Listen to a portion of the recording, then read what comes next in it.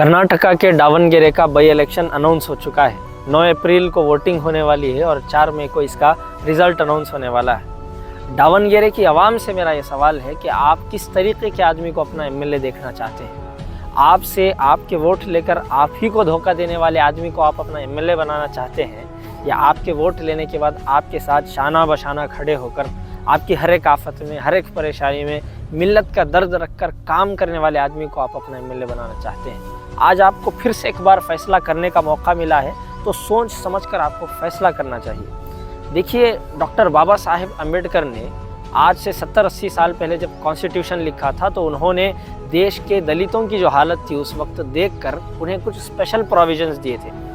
देश में उस वक्त दलितों पर जो अत्याचार होता था, अनटचेबिलिटी होती थी, उन्हें ग्लास में पानी नहीं पीने दिया जाता था, मंदिरों में उन्हें जाने की इजाज़त नहीं थी, बहुत बुरी तरीके से दलितों को ट्रीट किया जाता था। तो इन सारी जो घटनाएं थी, इनको दूर करने के लिए डॉक्टर BR अम्बेडकर ने संविधान में रिजर्वेशन को इंट्रोड्यूस किया। ये सारे जुल्म और बर्बरियत को ख़त्म करने के लिए उन्होंने कुछ स्पेशल प्रोविजंस को लाया। देश में साचार कमेटी की एक रिपोर्ट आती है जिसमें कहा जाता है कि देश में मुसलमानों की हालत दलितों से भी बदतर है। यानी कि मुसलमान एजुकेशन में, पॉलिटिक्स में, बिजनेस में, हर एक फील्ड में दलितों से भी पीछे हैं। तो ये हमारे लिए एक बहुत बड़ा सवाल है।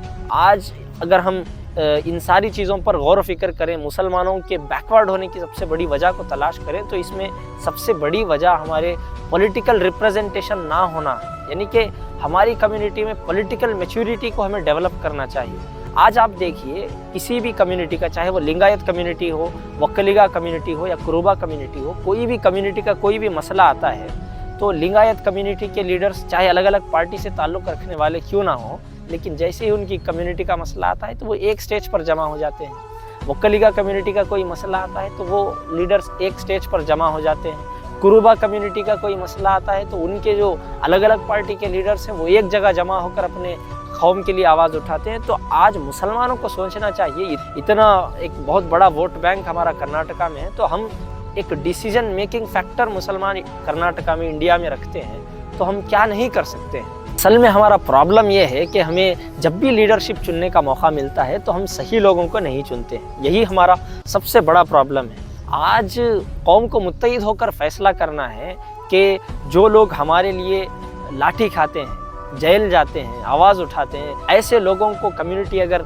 इलेक्ट करेगी, जिताएगी, पावर में भेजेगी, तो यकीनन एक बहुत बड़ा रेवोल्यूशन हम क्रिएट कर सकते हैं।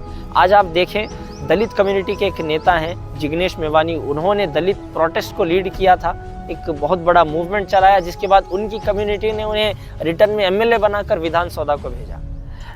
चंद्रशेखर आज़ाद एक दलित नेता थे जिन्होंने दलित कम्युनिटी के लिए बहुत ज़्यादा लड़ाई लड़ी, जिसके बाद उनकी कम्युनिटी ने उन्हें MP बनाकर लोकसभा को भेजा है। लेकिन मुसलमानों के लिए जो आवाज़ उठाते थे, मुसलमानों के लिए जो प्रोटेस्ट करते थे, हमेशा रास्ते में होते थे, आज वो लोग कहाँ हैं? या तो वो जेलों में है या तो अभी भी वो रास्तों पर है।